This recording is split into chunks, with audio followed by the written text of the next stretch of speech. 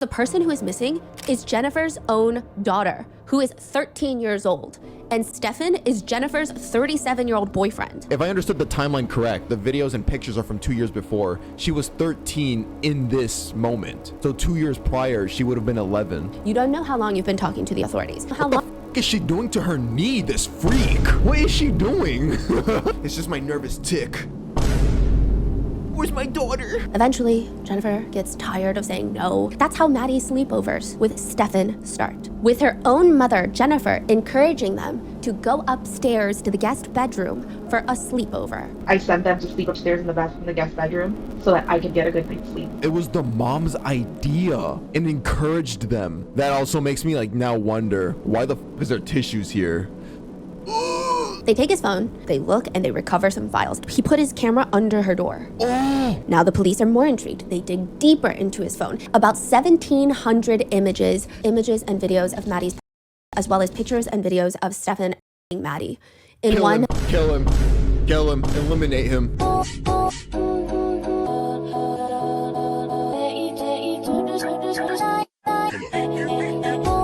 Hello, YouTube. In today's video, we're gonna be watching some true crime today. The beautiful, the magnificent, the magical, the magnetic, the infectious Stephanie Sue. The title of this video is Mom Lets 37-year-old Boyfriend Have Cuddle Sleepovers with Her Teen Daughter. Then the teen goes missing. Man, what the hell? Absolutely freaky, disgusting title, not gonna lie. That just sounds really weird. 37-year-old boyfriend? Why would he even want to do that? Cuddle with a teen girl? Again, as a 37-year-old. As you can see, guys, we are streaming on Twitch right now. There's chat above me. Say hi. But yeah, we watch things like this all the time. True crime, Vocaloid, short films. Sometimes we play games. It's a lot of fun. So yeah, you should follow me on Twitch to join us for moments like this. And also make sure you follow me on Instagram and Twitter to stay updated on what I'm doing. Alrighty, I'm gonna shut up now. 3, 2, 1, let's go. Bada bing, bada boo. A few years ago, there was a book that had gone viral on Book Talk. This is during quarantine. Book Talk. Yes. The side of TikTok where women every day are being ungodly levels of for fictional men. Yes. There was a book that had gone viral on Book Talk. This is during quarantine, and it's a really well done variation of a thought-provoking hypothetical situation. Variations of the plot go something like this. A woman, a wife, is brought into the police station, into one of those interrogation rooms. And the police want to talk to her. They don't want to talk to her about her. They want to talk to her about her husband, her partner. They're like, look at this picture. Is this your husband in the picture? Yeah, that's my husband in the picture. That other person in the picture, that's not you, is it? No. And normally, it looks like this is something that normally intimate couples do, and here are the two of them doing it, and you're nowhere to be seen in the picture. Doing what? Intimate things. Oh. And now the wife is confused, and the police inform her, here's why we brought you in. Because now she is missing. It's a compelling plot. I mean, it went viral for a reason, but maybe not so much for Jennifer Soto. She is a woman from Florida, and the officers in 2024, they sit her down to talk to her about her on and off boyfriend of 7-ish years. Whose hand does that look like to you? I would say it's Stephan's. Is that Stephan's hand? Yeah, I would think so. Okay. You and Stephan, have you guys been intimate before in the past? Yes. So you're aware of what his looks like and things like that? Okay, so Stephan is the 37-year-old creep. Correct? Yes. Okay. Does this look like Stephan's to you? No. Wait, wait, whoa. Wait, what did they just ask her? Is that what Stephan's looks like? So you're aware of what his looks like and things like that, correct? Yes. Does this look like Stephan's to you? No. No. Okay. That's What about that? crazy. Possibly, yeah. Okay. If anything, it's not even the things I'm recognizing, it's the things around it. So it's the things around it that make you believe it's his business? Yeah. Okay. Well, we have Stephan's phone. We have your boyfriend's phone. We were able to get into his phone, and there are some very unfortunate graphic pictures of him conducting very sexual acts with Maddie. Oh. Maddie, the one that had gone missing recently in Florida. The missing persons case that everybody is talking about. Look, I wish I could tell you this is all a made-up story, Jennifer, but it's not. Did you ever suspect anything? Right off the bat, they have proof that 37-year-old creep did things with that. Oh my gosh, with that girl. No? You okay? I can't breathe. Is this a surprise? What is her? Hmm? Can I see some of that evidence? What makes you believe that it's not? I thought I knew him well enough. Okay, well, so our goal is we want to find Maddie. Do you know if Stephan has any special hangout spots? No, there's no place I can think of outside of shopping at Target, anywhere else that you can think of. Silence. What are you thinking about right now, Jennifer? How this can be true? How old is she? All we know is that she's a teen. Missed the signs? What signs are you saying you missed? No, like I'm just saying if there were any signs, I didn't see any. I just want to, I believe you. I want to believe you, but I can't believe you till I see the actual evidence. Are you sure you want to see that? I'll go get it. Are you sure you want to see those photos? Can you tell me what's being done in the photos? She has in her mouth. Do you think he would ever hurt? Oh, and that's her daughter. Yeah, that's her daughter. Oh, I would never want to see those pictures. Oh my God. I don't think he would. No. Like, I believe you when you talk to me about those images. Those images might be real or they could have happened, but I don't believe they're related to this case. I don't think some of those pictures, Jennifer, they go back to 2022. So 2 years prior. I understand it's a lot to take in right now. I can only imagine what you're going through, but we need to know everything. Our main goal is to find Maddie and bring her back home, and we need your help. Did he mention taking her anywhere? No. I don't want to see those images, but I do. I feel like I need proof evidence, but like I'm afraid of being traumatized forever, so I'm not sure what to do. If you guys have found evidence of him being in front of the store like he said he was, like it's possible that his story might be true and somebody else could have taken her. Like I'm just thinking, like, what if we're focusing, like, okay, things happen, right? But what if that's completely a side thing and not having to do with this, like her missing? The authorities are quiet. It's a very odd reaction to have because a person who is missing is Jennifer's own daughter, who is 13 years old. And this disgusting scumbag. She's 13. And these videos, these tapes that they found, this evidence that they found with his thing in her mouth were 2 years prior? Stephan is Jennifer's 37-year-old boyfriend. Jennifer says, and I repeat for you, like, okay, this happened, right? But what if that's completely like a side thing and not having to do with this, like her being missing?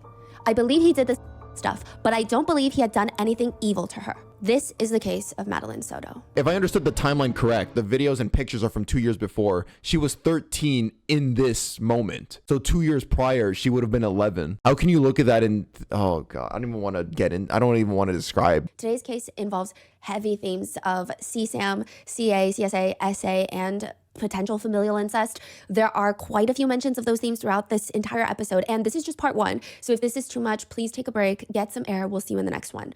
Charges have been pressed in this case, lots of charges, over 60 counts, but unfortunately and legally, there has yet to be a trial. So innocent until proven guilty in the eyes of the law, but netizens, they feel otherwise. This is going to be a two-part case. I tried so hard to keep it into just one part, condense it down, but I went through 20 plus hours of police footage, interviews, audio interviews, body cam footage, over 1,000 pages of court documents, and there is just no way to condense it down into one. In part one, this episode, we're going to be focusing on Maddie going missing, what happened that day, and the weird actions of her own mom, Jennifer Soto. In part two, we focus on Stephan Stearns, the 37-year-old boyfriend of Jennifer Soto, and all of the conspiracies that are tied to what happened. There's conspiracies and allegations of a larger network of CSAM, formerly known as CP, but child abuse material, rings on Telegram, organizations. It's always on Telegram, dude. Like, I'm sorry. If I meet you for the first time and I see you have Telegram on your phone, I'm going to look at you like, I know what you are. Rings on Telegram, organizations operating in Florida, allegations of pregnancies. I mean, there's a lot happening. So stay tuned for part two and let's get started. Jennifer Soto and her boyfriend Stephan Stearns are sitting in front of the camera. They're talking to Fox 35. They're talking to all the local news networks that are calling them to help us find Jennifer's 13-year-old daughter, Madeline Soto, Maddie Soto. She is missing. Look, this area in Florida, there is so much that can happen. Some say because of its close proximity to Disney World, it's near Orlando. Some say the hub for human trafficking, kids get snatched to be sold. There's all these conspiracies. There's rumors. You go online, you're going to be spiraling down these rabbit holes. And if you're not spiraling, then there's other major considerations you have to factor in, like Alligator Lake. Alligator Lake in Florida is a pretty small lake, but it's got at least 300 alligators in there in one singular lake. It lives up to the name. It's advised that if you walk your dog around the lake, don't put your dog too close to the water's edge. You just never know what the alligators are going to consume. So yeah, a missing child anywhere, but also near Disney World, near alligator lakes, especially concerning, and time is of the essence. Jennifer is doing a Zoom call with Fox 35 from, it appears to be her kitchen. Her boyfriend Stephan is sitting right behind her. So this is interesting. He's not really sitting right behind her, as in they're both doing the interview. He's just kind of in the background. Like when you're on a Zoom call with work people and someone walks into the room and you have to kind of glance back like, what are you doing? Why are you in this room? Can you, hello? I'm in a Zoom. That's how he's just sitting in the background, half on screen, half not on screen. What is he doing? Just cracking his knuckles. Okay, Jen, go ahead and tell us what's going on with Maddie. Monday morning, we took her to school. We dropped her off close to school, across the street from a church, which is it's right next to the school. She crossed the street and walked to school, what we thought walked to school. My boyfriend who drove her to school drove away at that point. I went to pick her up after school, and she wasn't there. I emailed one of her teachers. They confirmed that she was absent all day. At that point is when I called 911 because I realized something was truly wrong. So she sounds pretty straightforward. Okay. You could almost mistake her as a detective recounting what happened, but maybe not as professional, but definitely a little detached emotionally. And this just happened, or how long has it been? A few hours. I hate to ask this, but is she the type that would run away? Is this something that has happened in the past? Never. She's never ever mentioned anything like this before, and she's not the type to want to do this. She did accidentally leave her phone on Monday, which is kind of normal for her. She's got ADHD and very forgetful. So she left her phone at home, so there's no way to trace her. Jen, what is your fear? I know you said that she's on games and stuff. Do you fear that she could have met somebody and tried to meet up with them? She's open with us about, if she's got a crush with anyone, and she told us she had a crush on someone at school. And I looked at their messages, nothing was weird. I looked at all of her messages, all of her deleted messages, nothing seemed weird. It didn't seem like she was talking to anyone. I feel like she may have been taken because this is not like her at all, to just disappear and not tell us, not let us know where she's going or who she's with. I'm just contacting the news to get the word out, to get some help, because I'm desperate. I'm a wreck right now. So you think that she's been taken against her will? I'm trying to hope for the best, but I'm scared for her. I want her to be okay. I want her to be safe. I don't want her to come back harmed. So do you guys think that she's in on it? I just want her back. Whatever that means. I just want her back.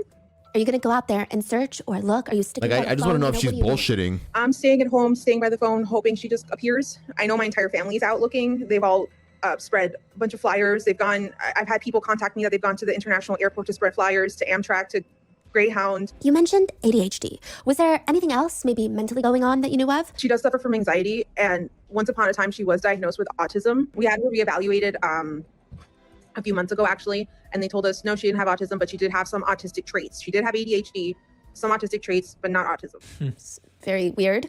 At the end of the interview, Jennifer shares a message that she personally has for her own daughter, Maddie. Maddie, if you see this, please come home. Please be safe. I love you very much. If you have my Maddie, please just let her come home. Yeah, I don't trust her. Her face isn't matching what she's trying to portray with her voice. Like, she's trying to sound very broken, heartbroken, scared, worried. But like, her face is very, and her eyes are just like kind of stone cold. For such an agonizing situation, Jennifer seems to be, at best, holding it in very well. She's collected for the media interviews, maybe too collected.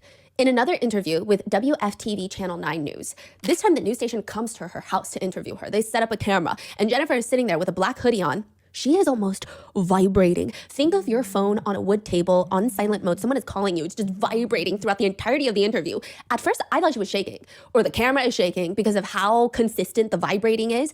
But I believe, and I could be wrong, but if someone is shaking or shuddering, it's a very jerking motion.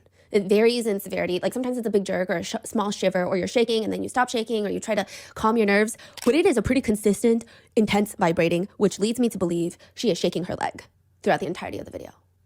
Oh. Yeah, so it's not like she's trembling. She's shaking her leg aggressively. So I was trying to mimic it at my desk too. And I was like recording myself. It looks like shaking of the leg. Wait, what? Somebody said she's fucking vibrating like a rose toy? Ew. So I was trying to mimic it at my desk too. And I was like recording myself. It looks like shaking of the leg. This is what the news reporter asks. My first question is, what is your first and last name? And can you spell them both out for me?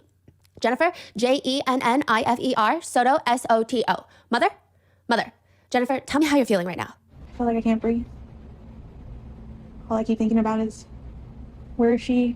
Is she safe? Is she okay?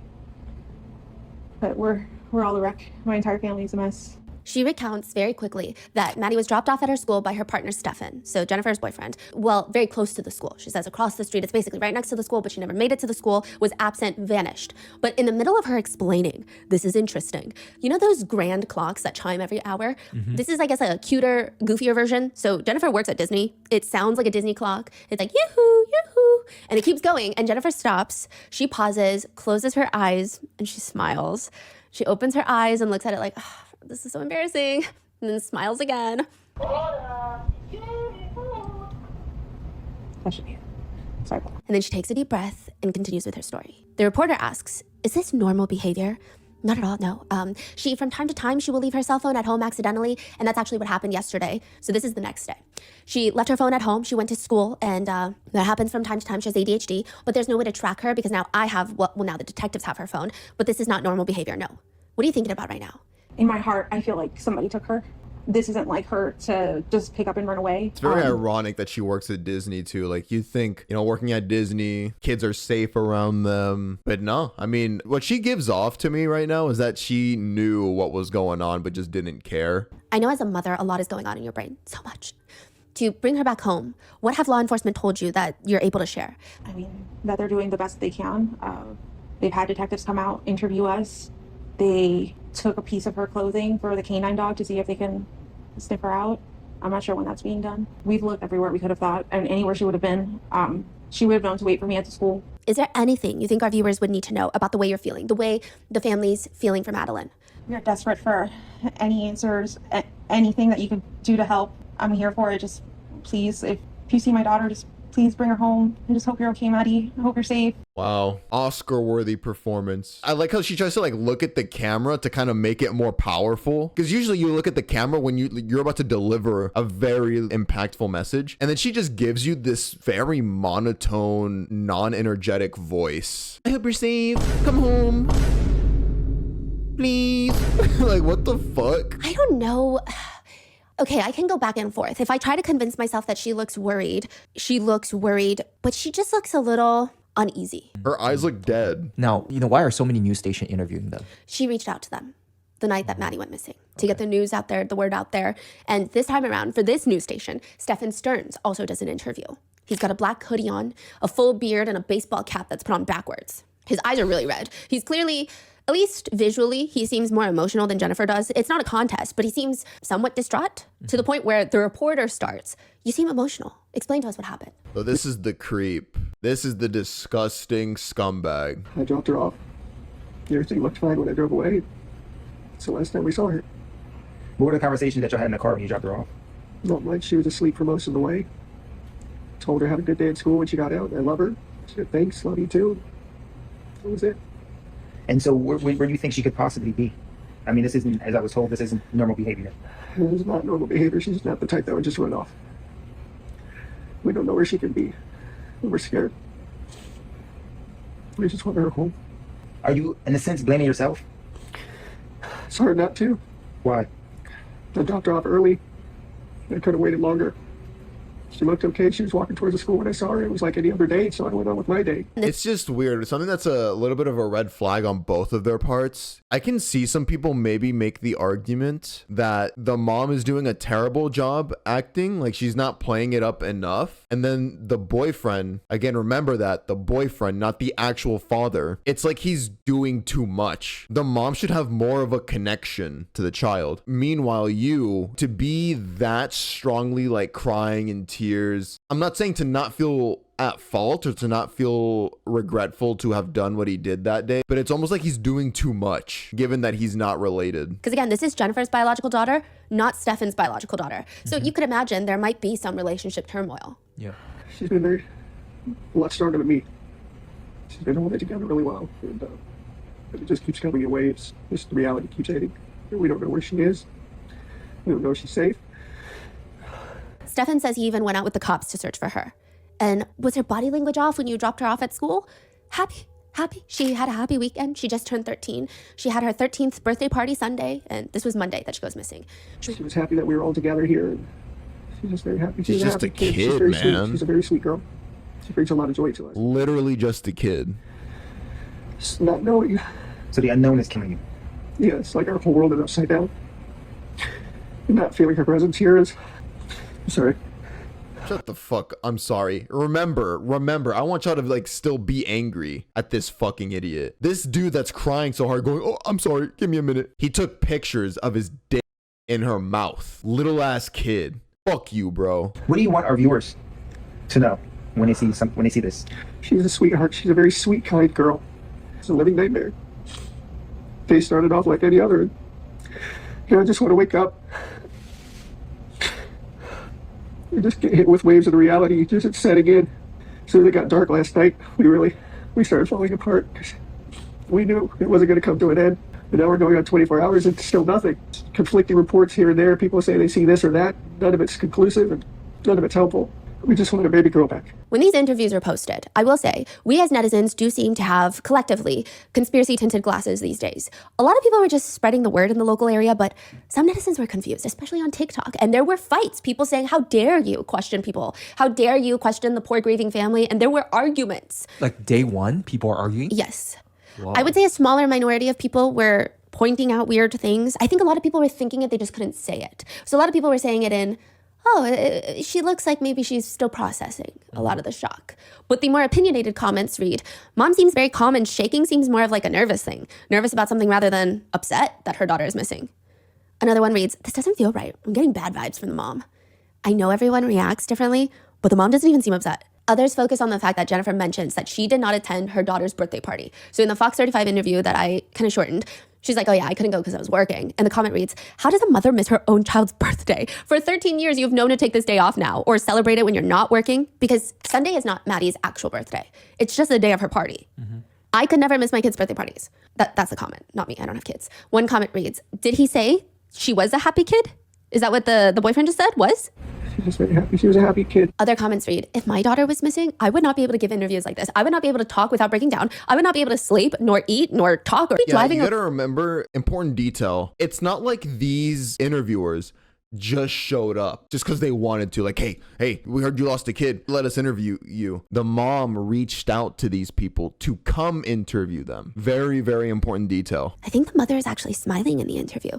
It looks like she knows more than she's letting on. Because Maddie is 13 years old, the authorities have to rule out the potential that she is a runaway. Because the way they search for her, depending on if they think she ran off versus if they think she was taken, is very different. Jennifer is explaining there's just no way that Maddie would ever run away. Maddie just had her 13th birthday party the night before, and the next day she goes missing. She was happy. It's just that Monday was a series of unfortunate events. Jennifer was trying to sleep in, get some rest because she forgot to take her medication the night before. She's feeling wonky. She just started a new job. She's still in training. Stephan is taking Maddie to school that morning, but he forgets his phone. He spends a good chunk of his morning waiting in front of the vape shop to open after he drops Maddie off, but they never open. And later he gets a flat tire. Monday's a mess. So the police are like, okay, run us through the day. Run us through Monday morning and everything that happened. What time did you wake up? Jennifer tells the authorities. I'm going to say around 8 o'clock in the morning, Stephan came into the room and was trying to put the leash on the dog. And I got up to try to help him with it, but Stephan got it and walked him and told me to go back to bed. So I went back to bed. Okay. I heard people in the kitchen. I'm not sure exactly who because I do have roommates. See, I know she walked into the kitchen, into her bedroom to get ready and all that because she left her phone on her dresser in her bedroom. And I know she did that while she was getting ready that morning. Now, what is considered her bedroom? Where? In the living room. Okay. We've got like a little wall partition. And she's got a bedroom in the living room. It's got a bed, a dresser, a desk, and a TV. She doesn't sleep there though. She just hangs out there during the day. That's her space. Okay, what time did you wake up on Monday? He says, okay, so... Okay, what time did you wake up on Monday? Well, Jennifer's thinking back and she says, okay, so Maddie's classes start at 9:30, which means they usually do drop off. They leave the house at around 8:50. She checks her alarms. I'm pretty sure I woke up that morning at like 9 o'clock in the morning, and then I left the house at 9:30 in the morning. So Stephan drops Maddie off. Jennifer wakes up at 9. They're already out of the house. Then at 9:30, she leaves the house because she has a doctor's appointment at 10:15.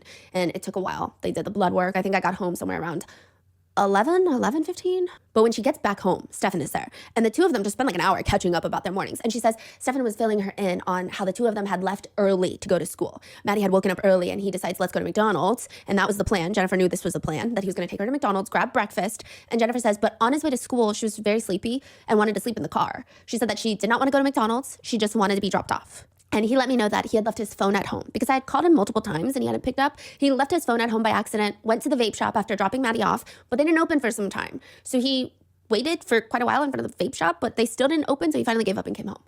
They hang out for a little while. He then leaves again to run some errands, hit up the vape shop again, then go to Target, a place called House Rules. It's a game shop. They sell board games. Then he's going to be home before Jennifer does pick up for Maddie.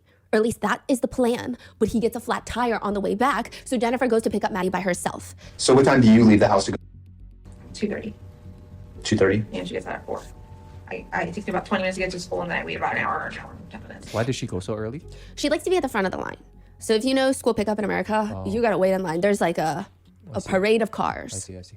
And I realized I was remember holding that. up the line because everybody behind me, their kids I remember carpooling.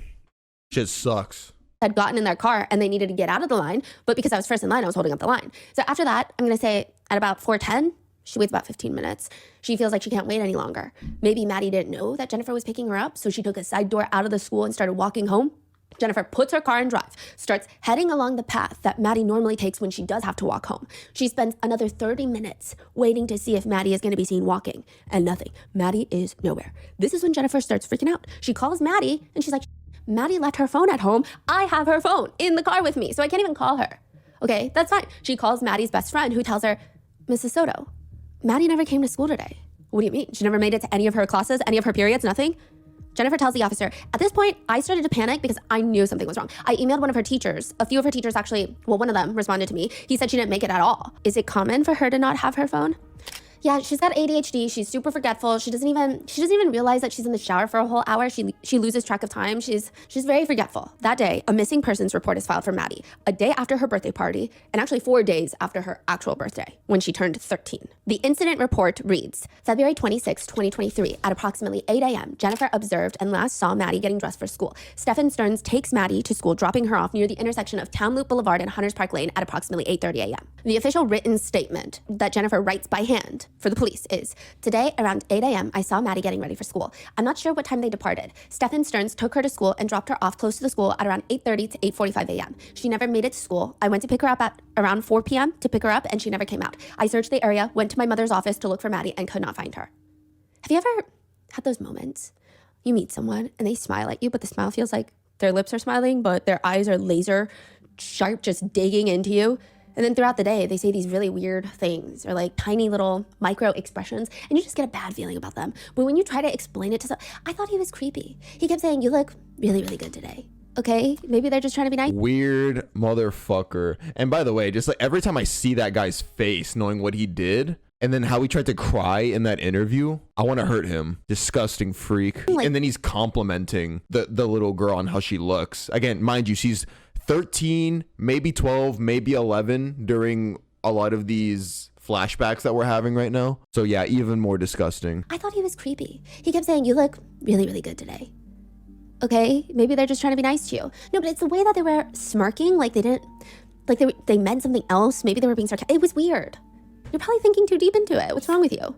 And then later they were saying things like, well, if people tried better to look better, then I wouldn't have problems. Like, what does that even mean? They're not talking about you. Like, there's always, it just sounds like you're crazy. Like you're trying to make it about you. People, nothing that they're doing is inherently that suspicious or that unsettling. It's just a collection of everything. And that's the thing. Predators like this thrive off of plausible deniability. So they want to flirt with the kid. They want to be touchy with the kid, especially he's not the real dad. He's just the boyfriend of the mom. So what he could argue, if anybody ever tried calling him out, like, why are you always complimenting this, the little girl's looks? Oh, what? I'm her father figure. Like, I'm just trying to like uplift her and make her feel good. She's my girlfriend's daughter. Like, what the heck? Or if he starts being extra touchy on her, you know, hands around the waist, maybe giving one too many kisses on the cheek or like on the neck or something. If you try calling them out like, hey, that's kind of fucking gross what you're doing right now. And then he'll just hit you with, what? She's like my daughter. Like, she's literally like my stepdaughter. Can father figures not be affectionate? It's just a collection of everything.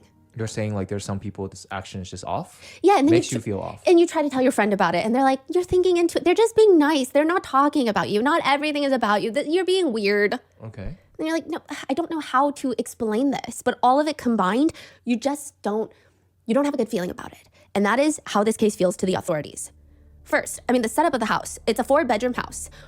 One room is on the first floor along with the kitchen and the living room. That bedroom, the first bedroom, is occupied by Jennifer. Then you go upstairs, you have 3 more bedrooms. Outside each room, there are numbers, literal numbers hanging on the walls. Number 2, number 3, number 4. So 2 and 3 are rented out by 2 female roommates. Number 4 used to be empty, but it's on and off again Stephan's room. Oh, that's even grosser. Yeah, somebody in chat said testing boundaries. No, yeah, that's what it is. They're sneakily and very slimily. Is that a word? Slimily? Very slimy way of testing boundaries to see how touchy they can get with the kid. He's not sharing Jennifer's room. He's in room number 4. It could be considered a guest room. So where's Maddie's room? In the living room. There's these 2 room dividers just haphazardly set up in the middle of the living room. That's Maddie's room. Behind this partition is Maddie's bed, a dresser, a nightstand, some of her clothes. I do want to mention this is not like a flex space in New York City. It's just 2 partitions. You could see through the top. You could see through the sides.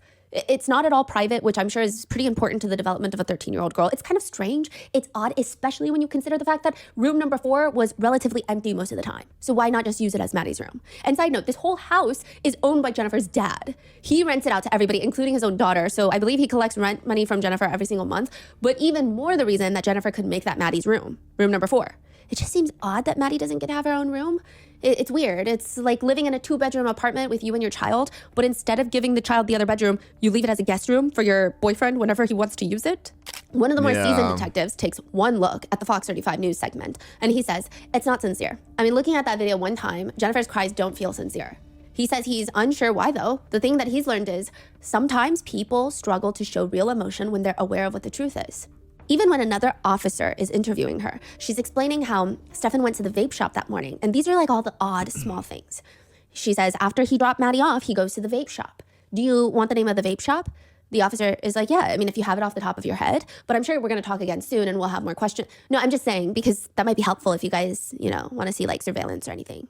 Because Maddie would have already been dropped off. If you're looking for missing Maddie, why would they need surveillance at the vape shop? Yeah, so that almost coming from an angle of, to verify if my boyfriend was actually there.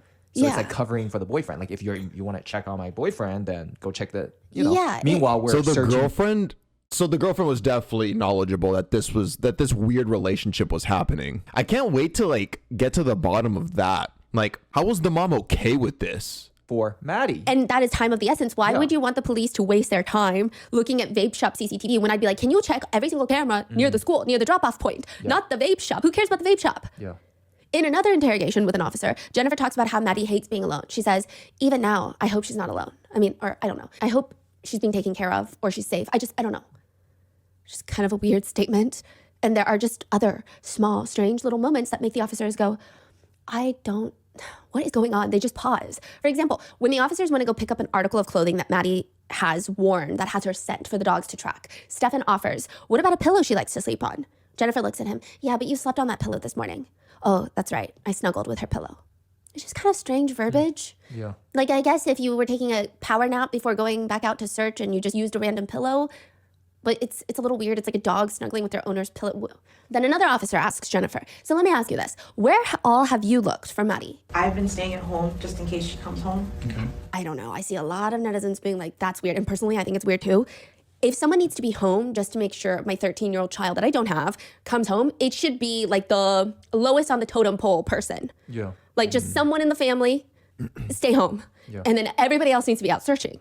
She says that the case has gotten so big that people will recognize her in public. She says, I don't want to be seen in public. Just Bro, she is chop shit. I'm sorry, bro. I gotta say it. She looks like she's melting. She's butterface, bruh. I'm sorry. That's mean. Nah, she chop shit, bro. She chop shit. know what's happened. That people will recognize her in public. She says, I don't want to be seen in public. Just everyone to recognize me and know what's happening. So to answer your question, I haven't gone out looking for her because I don't know where to search. And yeah, I haven't. Another officer who's there asks, I'm just curious, why didn't you go search for her? I know you said that you didn't know where to look, but was there any other reason that you didn't want to go search? Yesterday, I went out for a little bit to go to Target to try to take my mind off of things. I went to Target to go get myself a toothbrush and deodorant. When I went to Target, I decided, like, oh, I shouldn't be out in public. People could recognize me. It can either be good or bad, what people could tell me. I've already had people recognize me in my community, and dealing with people's heavy emotions and them coming to me and crying and telling me they're so sorry and how they feel is so heavy because I just have to kind of stand there and take their emotions and like, I don't know, it's so heavy. I don't want my own mental health suffering right now, or for me to spiral and end up back being hospitalized. Oh, poor you. And she even states that Stephan mentioned going out to look for Maddie the first night that she's missing. And she said, I even questioned that. I asked him, are you sure it's a good idea? You should probably sit tight. Let's just wait and see if she comes home. But the biggest thing is the officers are going through the incident reports, and there are so many things that don't make sense. Over the course of 48 hours, multiple different detectives have spoken with Jennifer, and something is not adding up. When authorities walk through Monday morning with Jennifer, not once does she mention seeing Maddie, indicating the last time that she would have seen Maddie was not Monday morning, but Sunday night. But previously, she explains seeing Maddie getting ready for school Monday morning, and even describes in detail what Maddie wore to school that day on Monday, which she dressed herself to go to school in on Monday. And in the initial report, she writes that she saw Maddie. Yeah. The officer questions her about that. When you reported her missing, you remember writing a statement? Yes. In that statement, you say you saw Maddie. I know. I misremembered. I didn't see her. But I wanted to believe I saw her, but I didn't. But when you're talking to the deputy on his body cam, you describe what she was wearing that day because she had picked it out the night before. The police still want to know why she wrote saw on the initial report. Saw. Saw is a pretty common word. It's not like a legal language. It's not something that you would only use when you file a police report. It's a pretty straightforward word. Did you see? Did you not see? Can I tell you my thought process on that, or where I came from with that? I was handed this form, and I'm like, where do I start? What do I write? And somebody said, tell them what you saw. And so I started with I saw. And then I wrote out what I wrote out. But it wasn't until later I was like, wait, I didn't see her. I assumed that I saw her. I assumed that I heard her. But I didn't. In reality, I didn't see her. I only saw him. And I heard something in the kitchen, but I don't know who that was. Huh? Bitch, what? That makes zero sense. I assumed I heard her and saw her. Like, wait, what, bro? Yeah, she's tripping. I only saw him. An officer clarifies with Jennifer then. Did you see Maddie on Monday morning? Visually see her? No. Did you hear her? I heard many people in the kitchen. I'm not sure if it was my roommate or Maddie specifically. When's the last time you saw her then? Saw her? I'm gonna say Sunday night. Heard her? I heard her Monday morning getting ready for school. So that means the last time Jennifer Soto might have seen her child Maddie was Sunday night, the night before at 11 p.m. That's like almost a, 10-hour discrepancy. Which means, how do we know if any other part of this report or timeline is factual, is true? Do you know what time torture is? I mean, technically, a lot of places have time torture. Some jails will have time torture. You just never get to know the time. To make it even worse, you block out the window so you can't tell if it's day or night. That's time torture. No, dude, that's so real. I remember there was this one Mr. Beast challenge. Basically, you'd have to be inside this, what was it, like a play area? Or it was like some building, I don't know. But you could not see outside. There's no perception of time. Your perception of time is lost because you don't see the sun rising and falling. You don't see the moon rising and falling. You have no concept of how much time has passed. You're just supposed to trust that the day that you get out is coming. I don't know if it was 100 days. You start going crazy because you don't know. Dude, like, am I even far into this challenge? Like, how much more do I have to go? It feels like you're just going to be in there forever and ever and ever. There's like a psychological reason that humans go crazy if they don't know what time it is. It's our inner circadian rhythm that goes out of whack. But in this police interrogation room, there's like a weird, I don't know if it's intentional, but the clock is perpetually frozen at 2:54. You don't know how long you've been talking to the authorities. You don't know how long. What the fuck is she doing to her knee, this freak? Ew. 2:54. What are you doing? What is she doing? It's just my nervous tick to jerk off my knee. Like, I'm so where's my daughter? Like, what the fuck? Do you believe that I'm scared and sad? Jennifer is sitting in the middle of the blue couch, like right at the crack of the couch cushions, like in the middle of a 2-seater couch. I wouldn't say that she looks comfortable per se, but she doesn't look uncomfortable. She's all the way leaned back. Do you guys have tissues? One of the two detectives in the room gets up, grabs her a roll of tissues. Thank you. She places them on the couch without using them. She talks about her experience being a mom.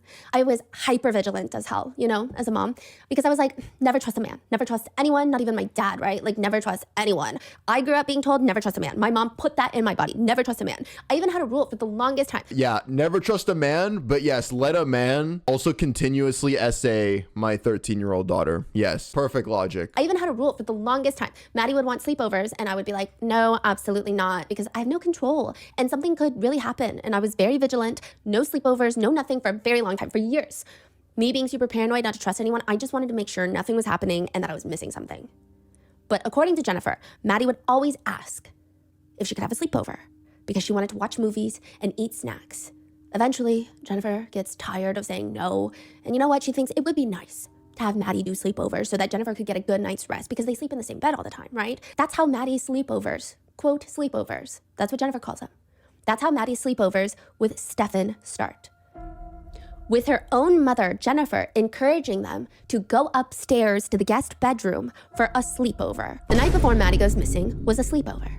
Officers ask Jennifer, where did Maddie sleep Sunday night? I sent them to sleep upstairs in the guest bedroom so that I could get a good night's sleep. What? Bro. So it was the mom's idea and encouraged them to sleep alone together in the guest bedroom. Ew. That also makes me like now wonder, why the fuck is there tissues here? Ew. So she's explaining that normally it's the three of them on her king size bed. But the order, that's already, I'm calling somebody, okay? I'm already calling somebody, but the order of the sleeping arrangements is even weirder. It's Stephan, Maddie, Jennifer. She says, we were all gonna sleep in the same bed together, but I needed some good sleep. And I got a new job recently and I haven't been well rested. And I needed some sleep, so I asked, hey, can you guys go to the guest bedroom upstairs? I know that he was gonna get her ready for bed, so I sent them upstairs and I went to bed. So the reason that you sent Maddie up with Stephan is because you started a new job at Disney. I need to sleep well for this new job. I'm gonna send my 11 to at max 13-year-old daughter to sleep alone with a stranger man that hasn't really known her that long. Yeah, I'm gonna have them sleep together unsupervised. Mom of the year. I just started a new job, front desk, and I hadn't been sleeping well. I take psychiatric meds every night for my bipolar disorder. Now, side note, any criticism against Jennifer is not to stigmatize her mental health. And I think to even say, oh, well, she has bipolar disorder. I see a lot of people with bipolar diagnosis get very upset on Reddit because they're like, I have bipolar disorder and I'm a parent and I assure you, this is not a reaction of her mental health. This is not a normal reaction. Just keep that in mind. When I went to take my meds, I realized, oh my God, I forgot to take my Saturday night's meds, which is why I felt so weird and so abnormal and not myself Sunday while I was at work. Everyone at work noticed I was acting different. I realized I forgot to take my meds and I said, you guys, I need a good night's sleep. I need to take my meds. Or suggested that we all sleep together in the same bed together, but not the easiest person to sleep with. She rolls around, she punches, she kicks. Is it normal for both of them to sleep in the same room?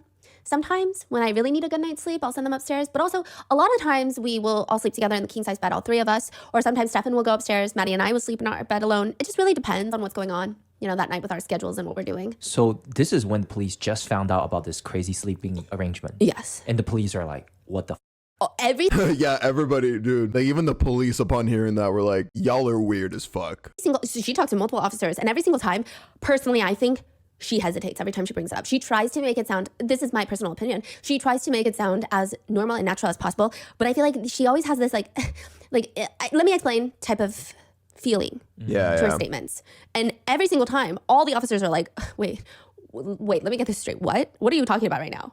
And are they investigating her right now, or they're trying to get an understanding about what happened? They're trying to get an understanding of what happened. Yeah, exactly. She knows it's wrong. So that's why whenever it comes time to have to mention that part of the whole case, she has to try and be like, let's see, I wanted them to bond. So, I mean, sometimes I would like make them sleep together alone, unsupervised in the king bed alone. But anyway, like moving on from that, that's not really that important. They're trying to get an understanding of what happened. And this is immediately red flag. Oh, what's going on? Huge red flag. Okay. Huge. Now, the weird thing is, Jennifer doesn't even have work on Monday. She's off Monday and Tuesday. But I guess she really needs her sleep. She sent her 13-year-old daughter to go upstairs with her boyfriend, straight to room number 4. That room is relatively empty except for a few things. 37-year-old Stephan, 13-year-old Maddie, a gun in the dresser, and a tube of masturbation cream. Oh. A woman named Mary calls A woman named Mary calls into the police station. The case that's been all over the news, the case of Madeline Soto going missing, the missing 13-year-old girl, she knows these people. That guy, Stephan, she dated him briefly when they were both working for Disney. So they all worked for Disney at one point. And she's like, I was dating him. It wasn't a serious relationship. They were intimate from around December 2022 till about May 2023. They were not life planning. Like nothing about this relationship was serious. Wait, I thought Stephan? Yes, Is it Stephan? Stephan. Dated Jennifer for 7 years. On and off. Okay. And what's crazy is when this takes place, they're not even dating. They are broken up. So she sends her daughter upstairs with her ex-boyfriend. I mean, not that boyfriend would make it any better, but Yeah. yeah, Wow. just another clarification. Mary does not want to think of a strong future with Stephan. I mean, to put it bluntly, Stephan has a hard time staying erect. She's not shaming him, but in one occasion, this is important, she tells the police this because she thought it was that pertinent. Stephan wanted to try to get excited, if you will. Why is that? This is so out of nowhere. Wait, yeah. Why did this become a subject in the investigation? Like he can't get hard. To get excited, if you will. Why is that? This is so out of nowhere. What do you mean? Like, why did she bring this up? There's a whole thing. Okay. So she explains that they tried multiple times and nothing was working. And then he's like, okay, let me try something new. I think this is gonna work. Can you lay down flat on your face, just like on a plank, and play dead? Don't move. Don't do anything. Suddenly it works. So the only time bro could get hard was when the woman was playing dead, or basically just pretending to be in a state where she has no control over anything. There is a hint of necrophilia in that. And then also there's a underlying hint of grape. Like he enjoys the control. Like, you know, this is where Mary thinks, okay, that alone, not that crazy. We're not judging anyone. But she would ask Stephan to spend the night, and he would absolutely refuse. I need to go sleep at Jennifer's house. Mary's so confused. Like, what do you mean you need to go sleep at your ex-girlfriend's house? What do you mean by that? You guys are broken up. That doesn't even make sense. What do you mean? He says, oh, it's because I need to cuddle with Jennifer's daughter, Maddie. Otherwise, she can't fall asleep. Whoa. Again, this is not his daughter. It's oh, wait. The voyeurism aspect, is that the mom? That's why the mom suggested them sleeping alone together in the room. And then the mom low-key getting off to that. Again, this is not his daughter. It's not like, oh, I gotta tuck my kid in bed, otherwise she can't fall asleep, she gets upset. It's his ex-girlfriend's daughter, who is also not like a 2-year-old. She's 13. Like, this is also weird. It does. But this is a few years ago, right? This is a year ago. Okay, so she's 12. Yeah. Or Yeah, 11. 12. Okay. Yeah, but like also not her biological dad, no familial relations. Yeah. And also he's not a stepfather. I don't know. A lot of, I don't know because I don't have a stepfather and I'm not in a blended family like He that. said cuddle. He said cuddle. He didn't say read a book or do a nighttime routine or we have to keep a schedule. It didn't seem parental. It's very weird. People were saying it's understandable if perhaps a stepfather forms a parental bond. So it's like, okay, even though we're broken up, I want to make sure that this kid's life stays stable. Yeah. That's not this vibe. She's like, what are you saying? That's exactly what I clarified earlier. Like, I didn't want to keep calling him a stepdad because that's not what he is. He's literally just the boyfriend. Right now, that is weird, and it gets more perverse. Of the mom. He starts chuckling, like he's reminiscing. There's this one time, he explains, that he was sleeping in the same bed as Maddie, and he wakes up, and he's having a exciting reaction. Mind you, this is the man who cannot get it up. And he's like, oh yeah, it was up, so I had to turn around. Hee hee. And she's like, is this some sort of, I mean, he's laughing. Is this a joke? Is this real? Did this happen? Even if it is a joke, that's so alarming. If it happened, it's even more alarming. What? Mary breaks up with him soon after and is just so thrown off by the whole thing. Forgets about it. This is on the news and she's calling the cops like, hey, I don't know. Something is weird. Something's weird. About him. Yes. Soon after, just like Mary, another person is watching the news on what's going on. Maddie's case is getting a lot of attention, and this man is sitting there watching the TV, very confused. Jennifer and Stephan are doing interviews, and Jennifer is talking about, my partner dropped my kid off, my partner did this, my partner did that, my boyfriend. And this guy is like, I know that they're broken up. Like, I know these people. He says it's so odd. Why are they going around being my partner this, my boyfriend this, my girlfriend this? He reports to authorities. What's even weirder is when they did break up, Stephan seemed really distraught. Not that he was losing Jennifer, but that he was losing the, quote, bond he created with Maddie. And at the time, I guess this man tried to chalk it up to a parental bond because he had been in Maddie's life since she was 8. But now it's strange. Who is this man? He's a fellow gaming friend of Stephan's. So they met through a board game, but they're not actually friends. They have this one shared hobby, a niche interest. So it's like meeting at a hobby club. Okay. And he's like, I don't know this guy that well, but he's weird. Is he reporting this as well? Yes, to the police. They're calling the police. They're being very proactive. Wow. So the police decide, okay, let's go talk to Maddie's 7th grade counselor. The counselor is informed that Maddie had ADHD and had a hard time focusing. This is how they're explaining it. That Maddie had anxiety and panic attacks. She would meet with Maddie a few times during the school year to check in and do these little check-ins with her. But if Maddie ever needed anything outside of those check-ins, Maddie could come to her. She has normal conversations like any other teenager. It's not until Maddie brings up Stephan and she tells her counselor, I don't like him. He's weird. What do you mean he's weird? Ooh, so the little girl herself, she picked up bad vibes from that guy. And she tells her counselor, I don't like him. He's weird. What do you mean Yeah, he's Maddie. weird? Can you explain more about that? He just eats all our food and hangs out in our living room. Just makes me feel uncomfortable. That's all. But when Stephan moves out at around November of 2023, so this takes place February of 2024. He moves out 4 months prior to this, which then you're like, okay, how are they doing sleepovers? Stephan would periodically visit for weekends, for weeks at a time. And again, he and Jennifer are not dating. So it's extra weird. Maddie tells her counselor that because Stephan is moving out. Oh, so they're not even dating, the mom and the boyfriend. They're at this point they're broken up, but he's still hanging out repeatedly, which makes this whole thing even more bizarre. That the mom is requesting the ex to come back to cuddle with her daughter because she gets off to it. The mom does. Absolutely disgusting. Extra weird. Maddie tells her counselor that Shushi, it's on and off, not stable, but they do date again. Oh, okay. Well, thank you for the clarification. Maddie tells her counselor that because Stephan is moving out, she's really happy about that. The very last check-in was done at February 6, 2024, about literally 20 days before Maddie goes missing. And Maddie's grades are up. Her relationship with her mom seemed to be getting better. Everything seems to be getting better. And then Stephan, out of nowhere, decides he's going to visit for Maddie's 13th birthday. And it's very interesting because the authorities are now wondering what exactly is Stephan's relationship with Maddie. He claims he's her favorite person in the whole wide world. But just like everything else in this entire case, I am not an accountant, I'm not a mathematician, but it is so clear, nothing is adding up. They ask Stephan, run us through what happened that Monday morning. The incident report summarizes that Stephan tells authorities he dropped Maddie off at 8:25, 8:40 that morning, about a block away from the school. And according to Jennifer and Stephan, Maddie was going through this phase. She was embarrassed by his car, so he just dropped her off where nobody can see her. The officer clarifies with Jennifer, really? When did she express that she was embarrassed?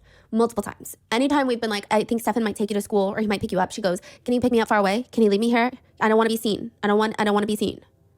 He drops her off and he sees her walking towards the direction of the school. As he starts driving away, he says he looks back one more time at Maddie and she is reaching through her backpack, rummaging through. It looks like she's looking for something, perhaps her pair of headphones. He said it, quote, looked the same as any other morning. After dropping Maddie off, Stephan goes to a vape shop to get some more vapes, but they were closed. Then he goes home, waits about an hour, just hanging out with Jennifer before heading back out to the vape shop. That's around 11 a.m. And once he's done with that, he runs some errands, Target, house rules, window shopping for newly released games. And then he's supposed to come back home so that he and Jennifer can go pick up Maddie together, but he gets a flat tire on the way. It's a whole thing. But that's the thing. It's 2024. The police pull all of the street cameras and his movements aren't making any sense. They're not making sense at all. In fact, he and Maddie just drive around for about 2 hours. They leave the house at 7 something in the morning because remember Jennifer says they don't leave until about 8:50 and they drive around. Well, he's driving around until about 9 something in the morning. And then she just vanishes out of his car. What exactly is being recorded on the camera? Him driving this way, him driving that way. He's driving everywhere except to the school. He's driving to SeaWorld, or near SeaWorld at least. He's driving all over the place. He leaves the apartment complex. Do we see who's in the car or is just the car? Yes, he is in the driver's seat. Maddie is in the...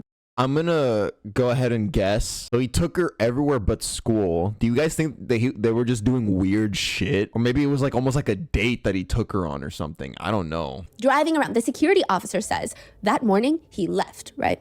He didn't see him leave, but he comes back.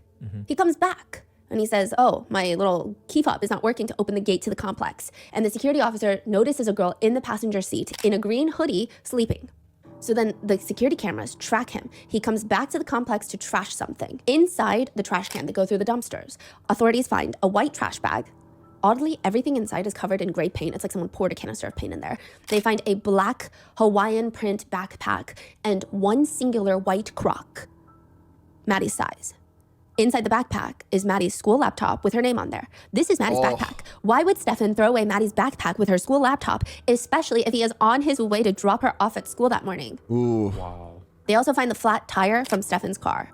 So now authorities are like, it is time to go through Stephan's phone because here's one thing for sure. He did not drop her off anywhere near where he said he dropped her off. And that's not the only thing that's alarming about these CCTV cameras. We'll get back to it. Let's go through Stephan's phone. That's what the authorities are thinking. When was this now? Like 48 hours? 48 hours. They're like, give me your phone. Basically. 24 hours, it was give me your phone. Wow. Okay. Stephan tells authorities, it's actually a silly, goofy little story. Yeah, absolutely. They can have his phone, go through his phone. He consents to it. He'll sign the waiver. Whatever can help at this point. But the thing is, earlier on Monday, the day that Maddie went missing, he's so dumb. He tried to update his phone to the newest software, and he's just so bad with technology that he was clicking around with a few buttons, and it completely factory reset his entire phone. It wiped out all of his contacts, all of his files, all of his pictures. Everything was gone, which is just so frustrating. By the way, there's absolutely no way to accidentally factory reset your phone. I can demonstrate this right now. You have to go to settings, general, then you go all the way down to transfer or reset phone. Then it's erase all contact and settings. And then it's this whole thing. You don't accidentally go through all that. All of his pictures, everything was gone, which is just so frustrating. They take his phone and they look. They look and they recover some files. In fact, when they go on his phone, his Google Drive starts syncing and it just starts re-downloading everything that was in his Google Drive. It was factory reset? Yes, the phone was factory reset, but his account was linked to the cloud. And he had data on the cloud that is just available for authorities. And they go through it and they find 90 pictures of the roommate. Unclothed, one of the female roommates, unclothed in her room and bathroom. And it is clear that she has no clue that Stephan had been taking pictures without her consent. Wait, what do you mean? What's She's her like, state? she's showering, getting ready. She has no clue that someone, Like there's a no secret. acknowledgement of the camera. Yeah, it's a hidden camera. Hidden camera. He put his camera under her door. Oh, They interview the 2 female roommates. The one that had the pictures taken of her, let's call her Alice. Her name is available out there, but just for privacy. also, so he was Send her in. always a She says that creep. she's in the room right next to Stephan's, the guest room. She's in room number 3. She said that she heard a few things, like people putting things on the counter, like if you put your phone on the desk, and she could hear stuff like that, but nothing that alarming. She didn't hear Maddie's voice. She just assumed that it was just Stephan in the room. She didn't hear anything out of the ordinary. But Monday morning, she did see a few things that she thought was odd. She went downstairs at around 9:30 in the morning. So Stephan is back home and he's just going in and out of the apartment and kind of going up and down the stairs. She thought his movements were odd. Because when you track someone's movements, either they're relaxing, they go up, they do something, or they're grabbing stuff, or they're moving furniture. The movement pattern just felt odd. But what is she gonna say? I mean, it's weird. And he was also doing laundry. She said he never does laundry. And she's eating breakfast. She looks at the table downstairs, which normally does have stuff cluttered on there, and she sees a hammer along with a few other tools. It's just so random. She doesn't remember exactly what kind of tools they were, but she remembers hearing someone using some sort of power tool earlier that morning. It was just weird. It was different. Even Jennifer walks into the room, notices the tools, and asks Stephan, what are they doing on the counter? He just responds, oh, I was just finishing up a project. Alice overhears this, and that's about it. She goes back upstairs, gets ready for work, and she comes down to leave, and Stephan is still there. Jennifer is still there, and they're talking, they're chit-chatting. So this is after Jennifer's appointment with the doctor. Then when she gets back home from work, Jennifer pulls Alice to the side and says, Maddie is missing. Alice feels like Jennifer seems emotional, but Stephan, she said Stephan looks like he's crying, but overall he seems calm. Yeah, he seemed calm, but still very strange. Authorities dig deeper into his phone, and they find recent searches in the past few weeks for something called sevoflurane. Sevoflurane is an anesthetic that's used for general anesthesia. You go to the hospital, they knock you out with substances like sevoflurane. There's no reason for Stephan to be searching that term. It's not like you can just go buy that. That's really weird. The fact that he's Googling some kind of drug like that puts you to sleep. It kind of reminds me of a what's it called? Chlorofoam. It's that thing that when you put it over a person's mouth and after you rub it in like a towel or something, they get knocked out. We also know that Stephan is able to get excited by the idea of like the girl pretending like they're unconscious or dead or something. So the fact that he's searching up this kind of drug, you do the math. And additionally, he searched this anesthetic along with the phrase, show up on drug test, ? Which if you are getting an operation, you wouldn't care if it shows up on a drug test because you're like, oh yeah, I got this operation done, so of course I had this drug in my system. Now the police are more intrigued. They dig deeper into his phone and they get access to a Google Drive and they start downloading all of the files on there. About 1,700 images of CSAM, child abuse material. Files upon files, images and videos of Maddie's private parts, as well as pictures and videos of Stephan essaying Maddie. Kill him. Take him out. Eliminate him. Disgusting piece of shit, dude. The way he was crying, those crocodile-ass tears at the beginning of this video, trying so hard to convince you that he cared, that this was all a shock, like he doesn't know what happened to her. In one, Stephan is seen wearing a red and white Deadpool shirt. There's another one where Stephan's face is fully visible and he is assaulting Maddie. Eventually, they'll find 35,000 files of CSAM. It's unclear 35,000? Yes, on a separate hard drive. We're going to cover that in part 2. It's unclear if it was just of Maddie, likely not. Wow. One line on the report reads, it should be noted that these pictures and videos collected on several different dates over the 35,000 files. course of approximately 2 years. So initially, they got videos and pictures dating back to 2022, but it is likely much further. It is believed that the abuse dates back to when Maddie was just 8 years old. So for the past 5-ish years. One video shows an 8-year-old Maddie. The description from the court document is, he in the video is essaying Maddie by telling her that she must place his privates in her mouth for 3 seconds while he counts, or else she will lose her phone privileges unless I can't, bro. It's worse than I thought. And it was already like, my expectations were already in hell. and they somehow keep getting worse. The things that I would do to this man, bro. Or else she will lose her phone privileges unless she does this. Some incidents of the abuse that he inflicted on Maddie are obviously logged through the CCM. These are just some of the dates of the files. It's likely that abuse occurred on dates when there was no accompanying digital evidence. So to put it simply, until the trial at the end of this year in 2025, we don't know the full extent of the abuse. June 19th, 2019, July, these are just dates that they found files of, 10 or more files. June 19th, 2019, July 2nd, 2019, July 12th, 2019, March 21, 2022, July 22nd, July 25, July 29, July 31, August 2nd, August 10th. These are all the dates of different videos. So he was doing this so frequently. So like, as you can see here, July 22nd, then 3 days later on the 25th, then 4 days later, he would do it again. 2 days later, did it again. And it goes until February of 2024. In some of the pictures and videos, Maddie appears to be sleeping. So according to police reports, the CCM and abuse was perpetrated in Stephan's room, the guest room upstairs, as well as Maddie's partitioned room in the living room. The authorities have to go through the very difficult task of telling Jennifer about all of this. And it's so interesting because when you watch all of the interrogation tapes of when she is confronted with this information that Stephan has been abusing Maddie since she was potentially just 8 years old, she has these pauses after every revelation, and you almost want to fill in the blanks for her. You want to be like, okay, in this moment, I think she's about to freak out. I think she's about to curse him out. She's about to say the most unhinged thing. She's going to threaten the most sadistic crimes against this man because that is the only thing that makes sense. Yeah. But Jennifer's reactions are very strange, evidenced by a 3-hour-long police interrogation. After Jennifer finds out that Stephan has been essaying her daughter for years, she can still have small talk conversations with officers about just even stuff to do with Stephan without becoming violent. She tells an officer, he's very childish too. He loves playing video games. He loves playing board games. Yeah, that's his buddy, aka Maddie. They're very similar. They're both very childish. Like he loves board games, video games, arts and crafts, all that Right. stuff. Okay. I'm kind of a watcher. What do you mean? Like I won't play the games. I'll watch them play the games. Oh, okay, I see what you're saying. That way. Yeah. But I mean, I can say 100% certainty. Yeah, she knew. Yeah, she definitely knew. And then she self-reports. I'm kind of a watcher. I won't play the games. I'll watch them play the games. Oh, okay, I see what you're saying. There's truth in that. I'm a watcher. I just watched them play games, which she did because she probably got off on this. They're both disgusting freaks. Again, it's weird. There's no moment of reflection and subsequent anger. Like you would imagine that she could say these things and then it slowly dawns on her, this is how he's grooming her, and it would flare up this violent anger. Mm-hmm. So when the police saw that, that's making her look very suspicious, correct? Yes. Okay. And so many times it sounds like the police just don't even know what to say.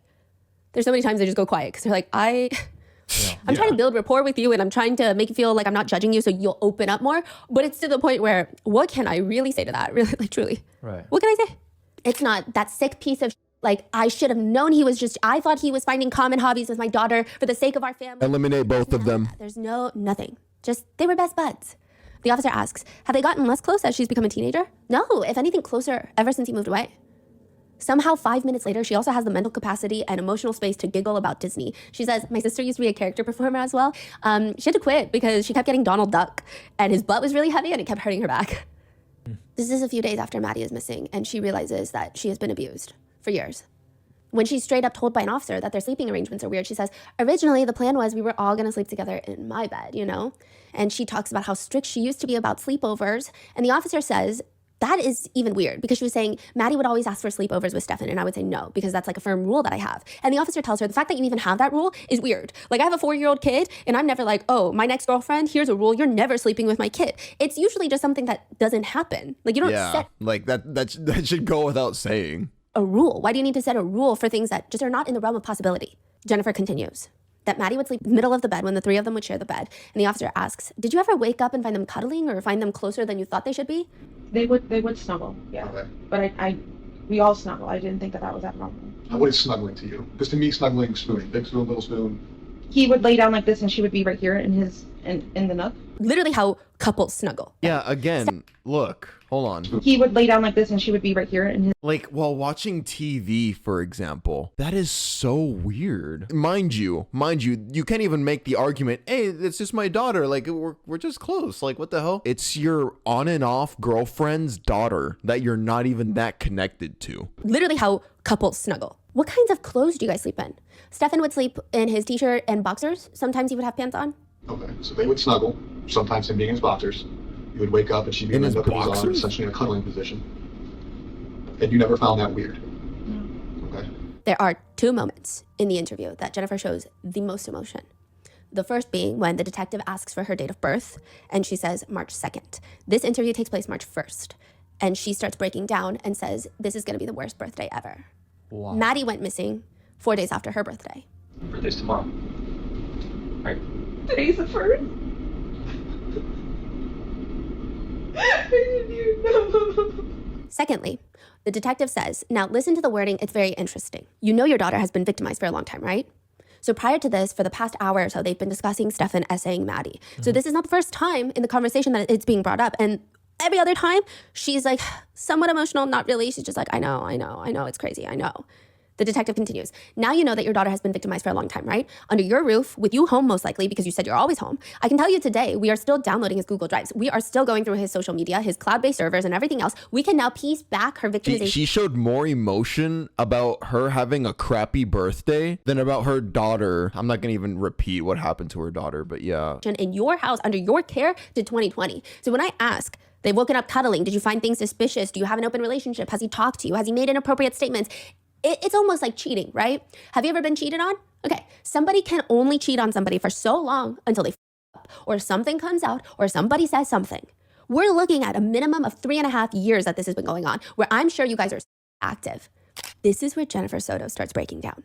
Some netizens think that the detective's words are finally clicking on how long this has been going on under her roof, but most That's when she starts doing the knee thing. And that face, netizens think that the detective's words are finally clicking on how long this has been going on under her roof, but most netizens believe no. It seems like the cheating part gets to her. When he brings up cheating, that's when you see her face get tense and she starts showing a visceral reaction. It feels like speculative, of course, but she is emotional because she feels like he cheated on her rather than the fact that he's been abusing her daughter. She gets really emotional, even rubbing her legs. So for 3.5 years under your care in your house, not only is he being sexually active with you, he had a sexual relationship. Side note, I see this a lot in interrogation tapes, and I wonder if these are like people who are new to watching interrogation tapes. You'll see comments on Reddit or even on TikTok where it's always like, why is the interrogator being so nice to them? Or why are they calling it a relationship when it's clearly essay? And it's usually to disarm potential witnesses. If you use such strong words, people might be taken aback that they don't want to admit that they saw something because, oh, you witnessed the R word and you said nothing versus it gives a more opening of... Yeah, you know, so exactly. Instead of saying you committed the worst crime and you better it's emotional manipulation. You have to be smart. You can't just say things harshly and then expect them to still be honest. It's definitely not the right, you get what he's trying to do. His name is Kevin. The detective is actually really good on this one. He continues. At a certain point, I do believe you became aware of what was going on. I do believe a reasonable person would be aware that this is going on. I believe that you became aware of what was happening. And for whatever reason, your reasons are your reasons, whether it was discussed that it would stop, whether it was discussed how it would go, you feel some sense of guilt right now. And a lot of the news statements that you've given, again, I can only speak for myself, those statements bother me. It seems like some of your emotion when you talk to the news, when you talk to the deputies, based on my experience in this job, that is not sincere. I feel like some of your sadness is not real sadness. I find it hard to believe for me that you were so worried about how many pills that Maddie took at night for her ADHD and her medications, but not where she slept or what was going on. I thought we were all safe. I thought because he hadn't shown me anything so far, that was weird. Like everything seemed fine. He seemed like he treated her like what? Like how he treats you? Jennifer is silent.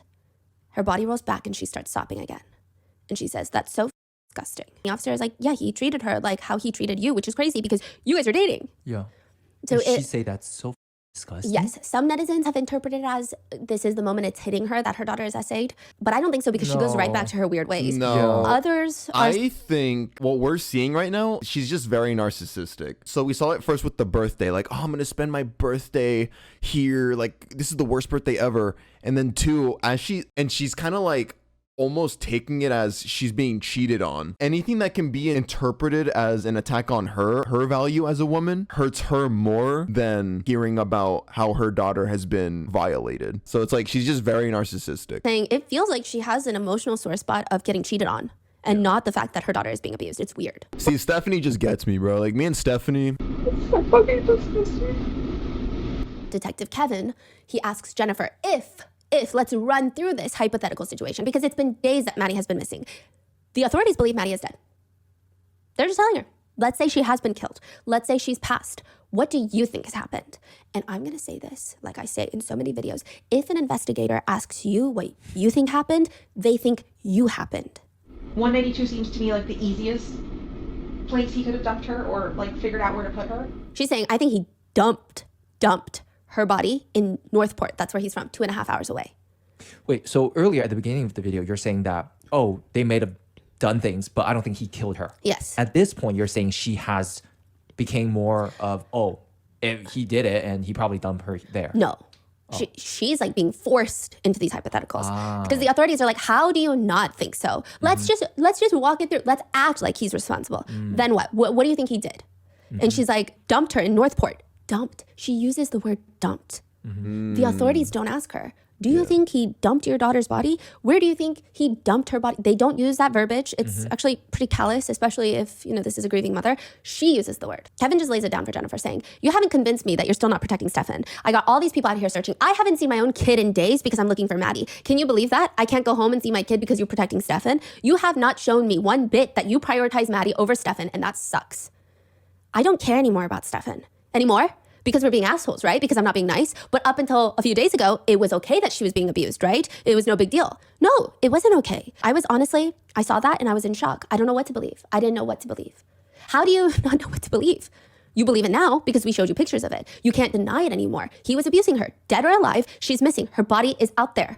But I don't trust a lot of his, is the word judgment? I'm not sure. But I just don't trust that he makes the smartest decisions sometimes. Like, Thank you for the 100 bits, I don't Audine. think he is.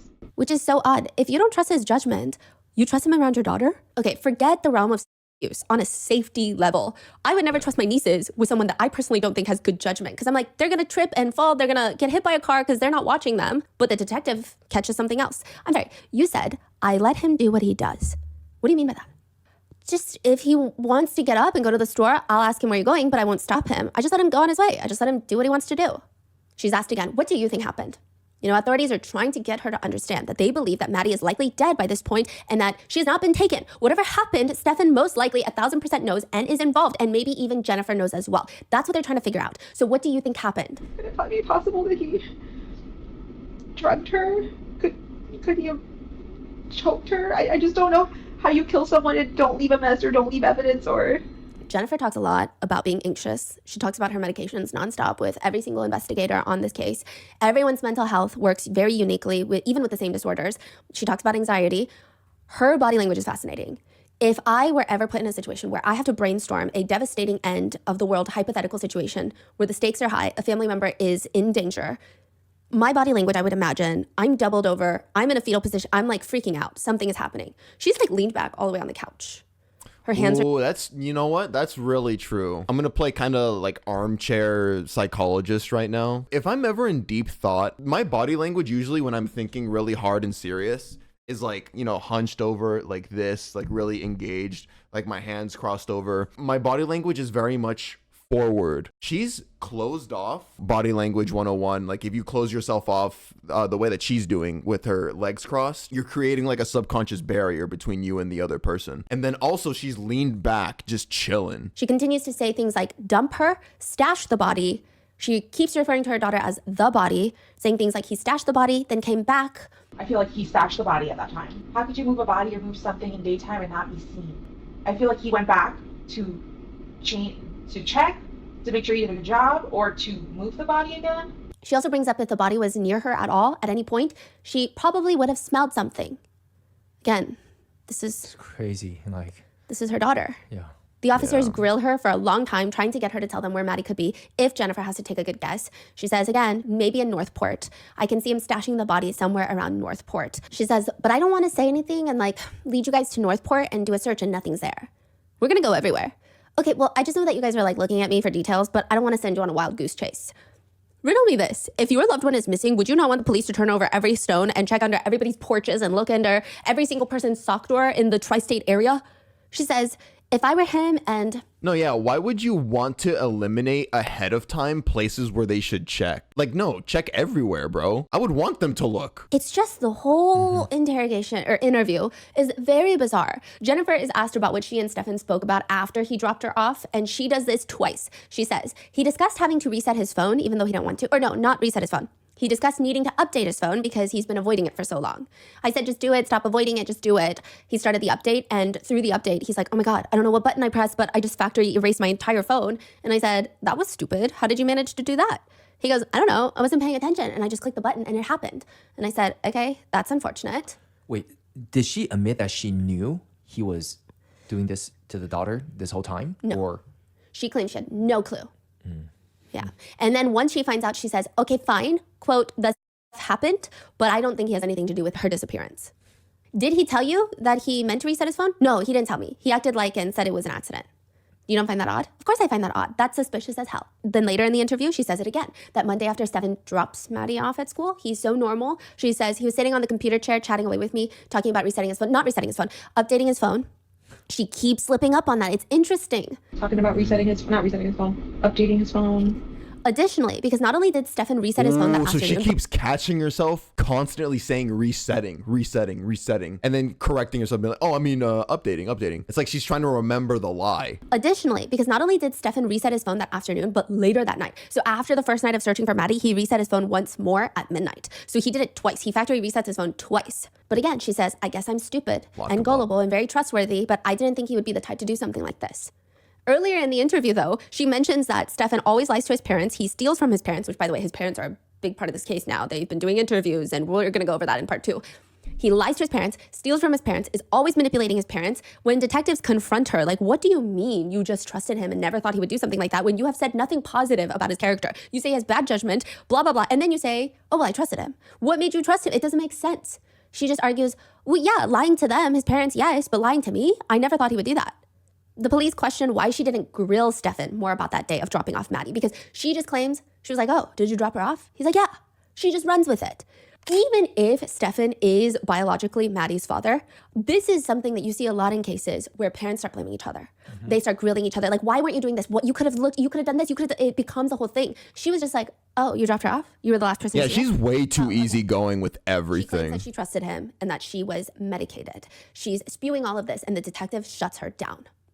The detective says, juvenile robbery suspects utilize the excuse of, I was high on drugs, I was blacked out. Every juvenile robbery suspect I interview, in your words, medicated. In their words, they're high, incapacitated, drunk. It is an excuse to avoid admitting what happened. When you say you were medicated, I can't think of an amount of medication that would numb you so bad to the fact that there's an investigation right in front of your face for your missing daughter. Being medicated is just an excuse to avoid answering why you didn't discuss with him what happened. It minimizes your guys' interactions by saying you were not fully coherent. There is not a single person that I know that can sit in a car and watch a bunch of detectives and crime scene investigators and everybody else search your house, seize your house, and be so numb that somehow it's not ringing bells. It's not overcoming the power of this little medication. There's no way. The human body will overcome that in a big situation. You didn't take enough medication to numb. And that's not even just the human body overriding lack of medication. No, the motherly instincts will kick in over everything. Oh, my medication. Like, what medication, bitch? There's no way. Unless you're fully incapacitated, there's no way that you were so numb that everything he described to you, I described to you, was not in the forefront of your mind. You weren't numb. Just like these robbery kids weren't blacked out. They weren't high enough to not remember the robbery. They just don't want to talk about it. No, it just wasn't clicking. It didn't click to me. I really thought you guys were going after the wrong guy,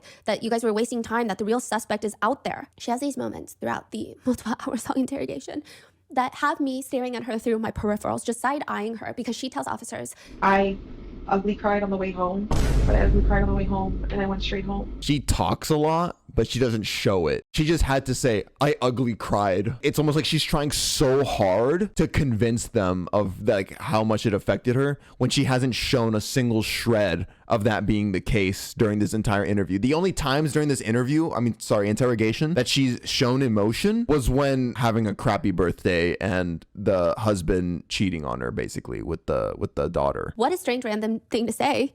But clearly it means a lot to her because she brings it up twice with 2 different sets of detectives. Yeah. Stephan and I were in separate cars. I ugly cried on the way home, sobbing, like where I couldn't see the road. I shouldn't have been driving. Like I was swerving. I ugly cried on the way home and I went straight home. I almost crashed into a fucking tree and died from how hard I was crying about this, guys. Did you hear me? Hashtag not clickbait. Hashtag 3 a.m. challenge with Among Us. She also asks when she's going to get her laptop back because she has 10 years worth of pictures of Maddie in there that she really wants to print out because all of her pictures of Maddie are digital, which again, the officers don't even know what to say because the way she's asking is so nonchalant. But also, should she not be more focused on bringing her daughter back versus her laptop and figuring out where her daughter is?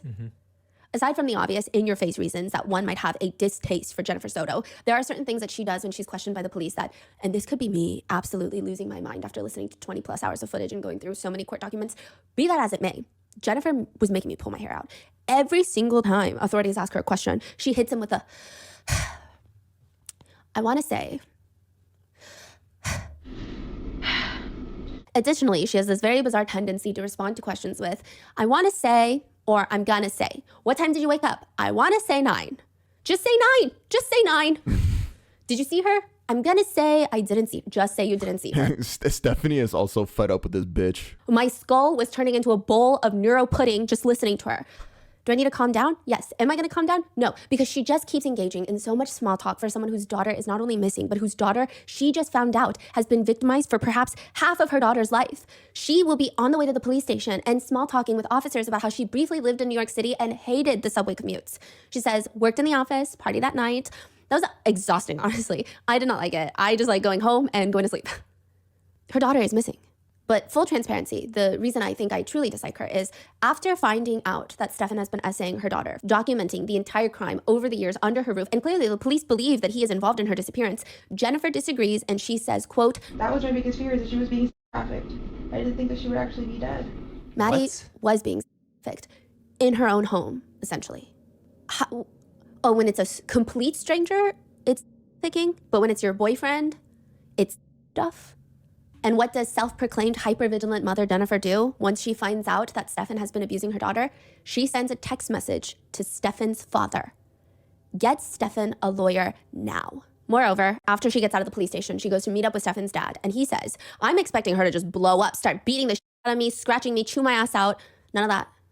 Instead, she tells Stephan's dad, unprovoked and just seemingly randomly, that because of her medications that she's taking for bipolar, she has not been intimate with Stephan, so he is very frustrated. Guys, my bipolar made me okay with my daughter being essayed. I hate when that happens, guys. That's why I need my medication. In part 2, we're going to be going over where they find exactly what happened, because the CCTV footage shows Maddie in the passenger seat with her seatbelt on, and she is driving around with Stephan for about 2 hours Monday morning. If you look at the CCTV footage, you see Stephan's car at 7:30 driving inside the complex where they live. 7:35, he's throwing something into the dumpster in the complex where they live, which is later found out to be her backpack and the white Croc shoe. 7:50, he leaves the complex. 8:15, he re-enters the complex. 8:31, he leaves the complex. 9:01, he's seen. 9:35, he's seen. Maddie is seen in the car on CCTV cameras, slumped to the side, allegedly asleep. That's what Stephan says. In the same exact position since 7:30 till 9:41. Her position does not change. So for 2 hours, she was unconscious, not moving in the car while he did what he wanted. At 9:41 a.m., he drives into a parking complex, backs his vehicle into a parking space, gets out, and obviously this is unreleased footage and should never be released. He gets Maddie's body out, carries her from the passenger seat and places her into the trunk of the car, and then drives back home. Meaning the whole time, Stephan had been driving around, talking to the apartment security staff, throwing trash into the dumpster. Maddie was sitting in the passenger seat, with her seatbelt on, already dead. Officers show Jennifer a picture of Maddie in the passenger side of Stephan's car from one of the CCTV cameras. So she was dead, and I bet he was still doing shit, huh? That's Maddie sleeping in the car. That's what Jennifer says. Maddie is not asleep in the car. What do you mean? Do you believe Maddie is asleep here? Is she dead? I don't know. We don't know where she's at. That's a really odd way for her to be laying down sleeping. So the next picture is gonna be Maddie in the front seat of Stephan's car. That's taken at 9 o'clock in the morning near SeaWorld. Are you telling me you're looking for a body right now? The officers, they don't like her reaction. They tell her, we are literally having a conversation about Maddie possibly being dead and you have yet to shed a tear. And there are so many questions now because Maddie has been seen slumped in Stephan's car for almost 2 hours. Monday morning, what was he doing? What was he trying to do? Why is he driving around for 2 hours? And more importantly, where is Maddie now? But also, why is Jennifer's reaction to this information so strange? Why is her reaction to everything so unsettling and so odd? Why did Stephan kill Maddie, allegedly? Where did he put her? How much does Jennifer know?